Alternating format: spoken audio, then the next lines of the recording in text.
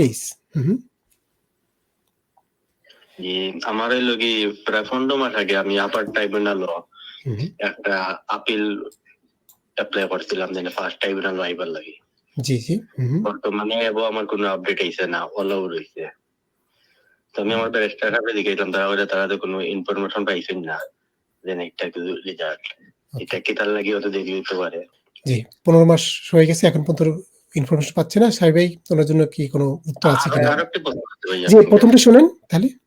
আচ্ছা, ধন্যবাদ ভাই আপনার কোয়েশ্চেনের জন্য। সো আপনি আপার ট্রাইব্যুনালে অ্যাপ্লিকেশন করছেন, আমি ধরে নিতেছি আপনার ফার্স্ট ইয়ার ট্রাইব্যুনাল থেকে রিফিউজ হয়েছে, পরবর্তীতে আপনি ফার্স্ট ইয়ার ট্রাইব্যুনালে আবার অ্যাপ্লিকেশন করছেন permission to appeal to the upper tribunal, ওইটাও রিফিউজ হয়েছে, এখন আপার ট্রাইব্যুনালে অ্যাপ্লিকেশন করছেন।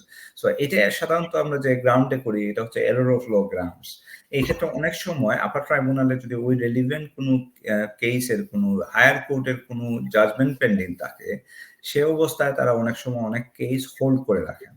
ওইটা মানে কোর্ট অফ আপিলের বা আপনার সুপ্রিম কোর্টের কোনো জাজমেন্টের জন্য যদি ওয়েট করে থাকেন, অনেক সময় ওনারা হোল্ড করে থাকেন। আপনার জন্য বেস্ট অ্যাডভাইস হচ্ছে আপনি আপার ট্রাইব্যুনালে ফোন করতে পারেন, ফোন করে জিজ্ঞেস করতে পারেন যে আপনার কারেন্ট অবস্থানটা কি আপনার অ্যাপিলের।